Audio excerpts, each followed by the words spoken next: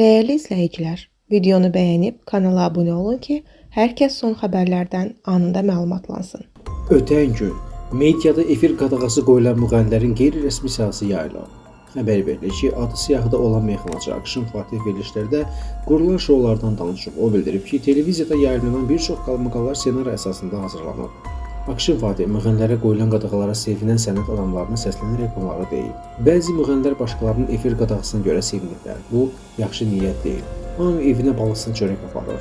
Düzdür, bəzi verilişlərdə aparıcılar müğənnilər hədlərini aşırırlar, amma günah onlarda deyil. Sizin efir arasında baş verənlərdən xəbəriniz yoxdur. Müğənni niyə çağırılır? Hansı sual verilir? Hamısı senaridir.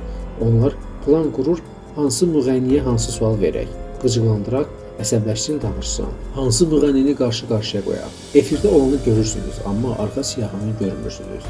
Qeyd edək ki, Akşin də dəfələrlə verilişlərdə qalmaqalları ilə gündəmə gəlir.